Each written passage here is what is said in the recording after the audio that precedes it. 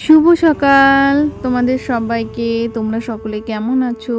আশা করছি প্রত্যেকে বেশ ভালো আছো এবং সুস্থ আছো। তোমাদের ভালোবাসা আর আশীর্বাদে আমরাও প্রত্যেকে বেশ ভালো আছি। আর তোমাদের সবাইকে আমার আর একটি নতুন ভিডিওতে অনেক অনেক স্বাগত। আশা করি আজকের ভিডিওটাও তোমাদের খুব খুব ভালো লাগবে। আর আজকে ঘুম থেকে উঠেছি ওই 6টার দিকে ঘুম থেকে উঠে তারপরে দেখো চোখে মুখে জল দিয়ে ফুল তুলে নিয়ে এসেছি। তারপরে কিন্তু ঘর দুয়ারটা এখন বাসি ঘর দুয়ারটা কিন্তু ঝাড় দিয়ে নিচ্ছি। তাই আর এই যে তোমাদের সঙ্গে কথা বলতে বলতে উপাসটা ঝাড় দেওয়া হয়ে গেছে। এখন কিন্তু পুরো ঘরটাই আমার ঝাড় দেওয়া হয়ে গেছে। তারপরে চলে গেছিলাম রান্নাঘরে, রান্নাঘরটাও পরিষ্কার করে নিয়েছি। তারপরে কিন্তু এখন এই যে পুরো ঘরের নোংরাটা কিন্তু বারান্দায় বার করে নিয়েছি। এখন নোংরাটা এক জায়গায় জড়ো করে ফেলে দেবো।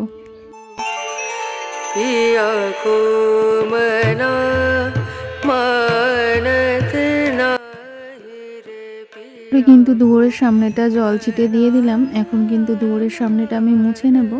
আর ঘরের সমস্ত কাজ আমার হয়ে গেছে। এখন চলে যাব বাইরের দিকের কাজগুলো করতে। আর জানো তো বন্ধুরা, আমাদের গ্রামের দিকের বউদের কিন্তু হাজারো কাজ থাকে, জানো তো। তোমাদের বলে বোঝাতে পারবো না।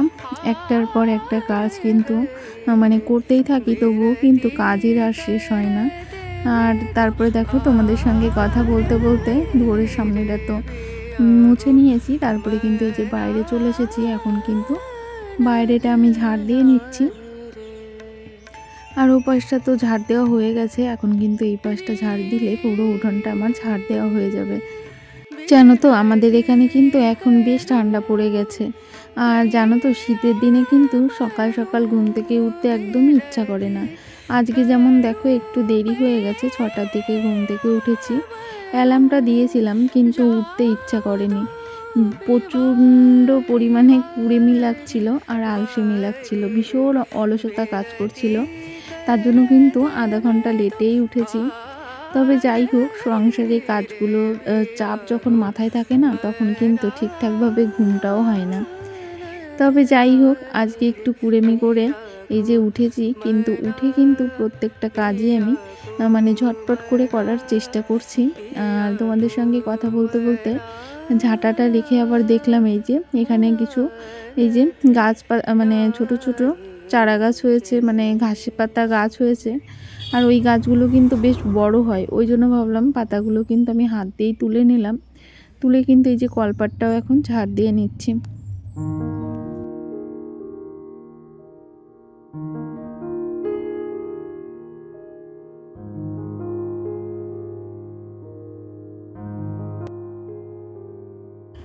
আমার তো বাসি সমস্ত কাজ হয়ে গেছে। তার আগে ভাবলাম কিছু জামা কাপড় আছে, সেই জামা কাপড়গুলো কাচতে হবে। তাই রান্না করতে যাব, তো তার আগে ভাবলাম জামা কাপড়গুলো সার্ফ জলে ভিজিয়ে রাখি, তাহলে কিন্তু রান্নাটা করে নিতে নিতে জামা কাপড়গুলো ভিজে যাবে। তারপরে জামা কাপড়গুলো ওদিকে ভিজিয়ে রেখে তারপরে কিন্তু এই যে চলে এসেছি রান্নাঘরে। আর দেখলাম ট্যাপে জলটা একটু কম কম মনে হচ্ছে, ওই জন্য কিন্তু জল দিয়ে দিয়েছি। আর এদিকে এই যে রান্না বসাবো, আর রান্নাটা বসিয়েও দিলাম। আর আজকে মাছের মাথা দিয়ে একটু ডাল করব। আর এই যে পুঁটি মাছ আছে, সেই পুঁটি মাছ দিয়ে একটা তরকারি করব, সেটা হলো উচ্ছে আলু দিয়ে একটা চচ্চড়ি টাইপের করব। তাই দেখো এই যে মাথাটা কিন্তু আমি ভাজতে বসিয়ে দিলাম আর রান্নাটা বসিয়ে দিয়েছি। এর ফাঁকে আবার ছেলেকে ডাকছি, বাবা ওঠ, বই পড়তে হবে। তা ছেলে আমার উঠেও পড়েছে, ও ব্রাশ করছে আর আমি কিন্তু এদিকে রান্না করছি। ভাতটা কিন্তু আগেই বসিয়ে দিয়েছি।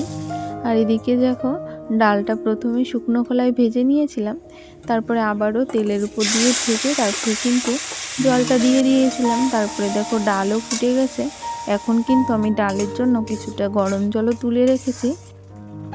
আর এই যে ডালের মধ্যে এখন পরিমাণ মতো জল দিয়ে দেব, তার সঙ্গে কিন্তু এই যে লবণ হলুদও দিয়ে নিলাম। এখন ডালটা কিছুক্ষণ ফুটবে, তারপরে কিন্তু আমি লঙ্কা চিড়ে দিয়ে দেব।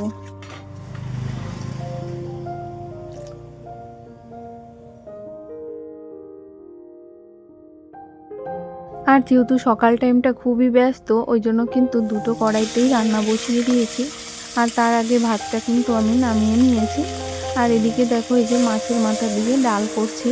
আর মাছের মাথা দিয়ে ডাল করার জন্য ফোড়নে কিন্তু কিছুটা আমি আদা দিয়েছি, তার সঙ্গে দিয়েছি হলো জিরে, তেজপাতা, ওগুলো দিয়েই কিন্তু সম্বারাটা দিয়েছি।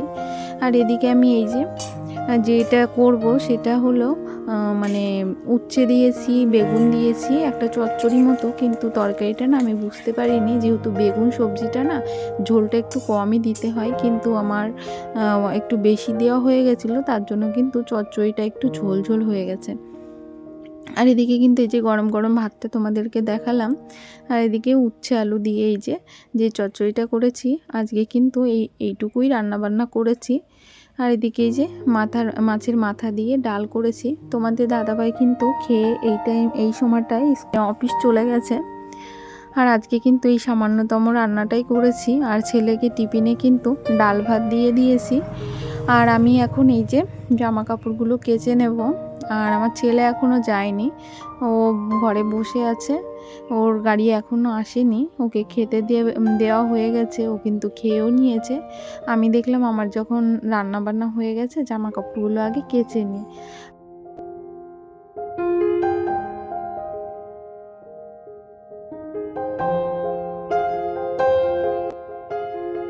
তারপরে জামা কাপড়গুলো কাচা হয়ে গেছে, ধুয়েও নিয়েছি। সমস্ত জামা কাপড়গুলো কিন্তু এখন তোমাদের সঙ্গে বকবক করছি আর মেলে দিচ্ছি। তাই এই পর্যন্ত যে সকল বন্ধুরা আমার ভিডিওর সাথে আছো, তোমাদের সবাইকে অসংখ্য অসংখ্য ধন্যবাদ। সকলে এইভাবে আমার পাশে থেকো। যারা প্রতিদিন আমার ভিডিও দেখছো, যে সকল বন্ধুরা প্রতিনিয়ত এত সুন্দর সুন্দর কমেন্ট করছো, তোমাদের সবাইকে কিন্তু অসংখ্য অসংখ্য ধন্যবাদ। সকলে এইভাবে আমার পাশে থেকো। আর যারা নতুন আসছো তারাও কিন্তু চাইলে চ্যানেলটিকে সাবস্ক্রাইব করে দিয়ে আমার পরিবারের পাশে থাকতে পারো। তোমাদের সবাইকে অসংখ্য অসংখ্য ধন্যবাদ।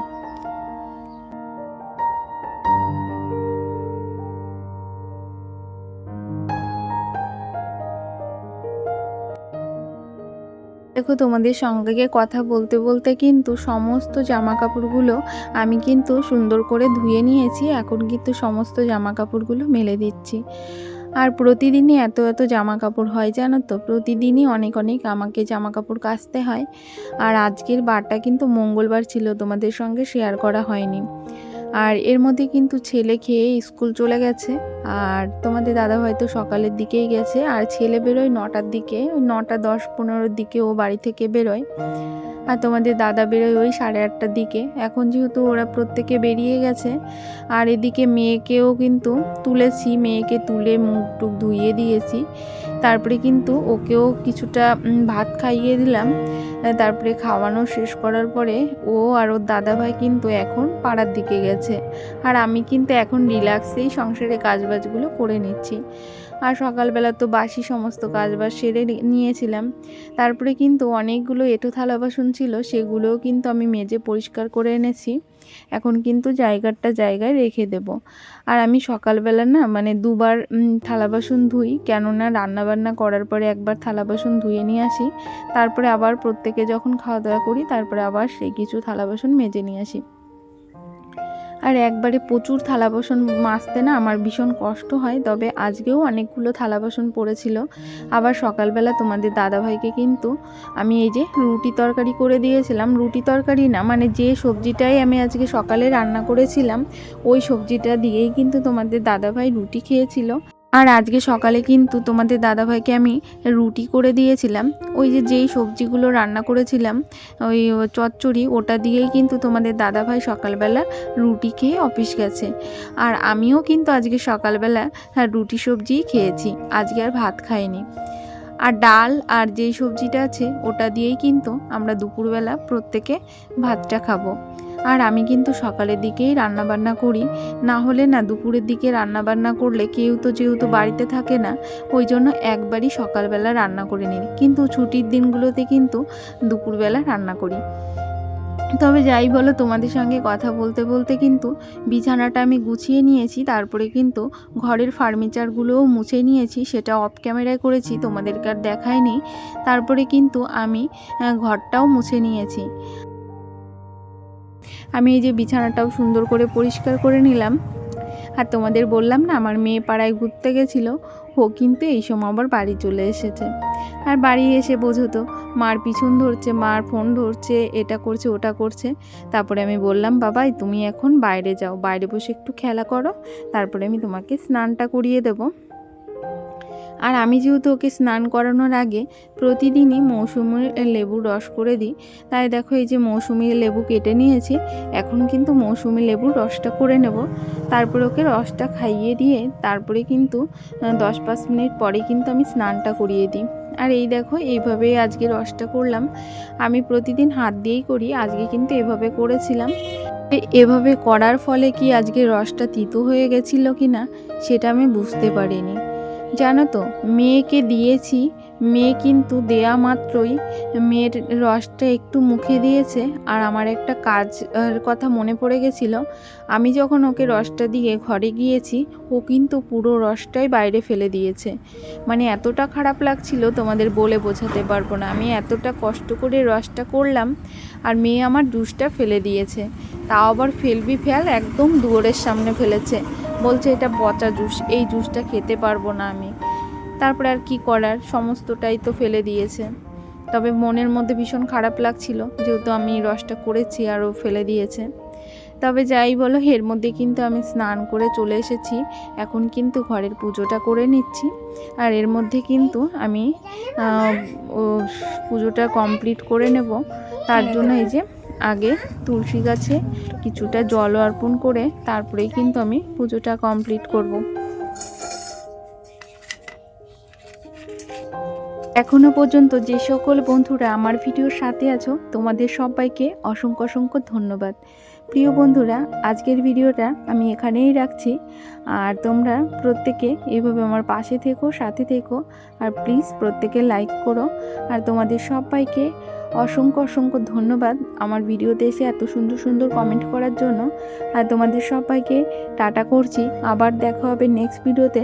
ততক্ষণ পর্যন্ত প্রত্যেকে সুস্থ থেকো, ভালো থেকো। Tata, bye bye.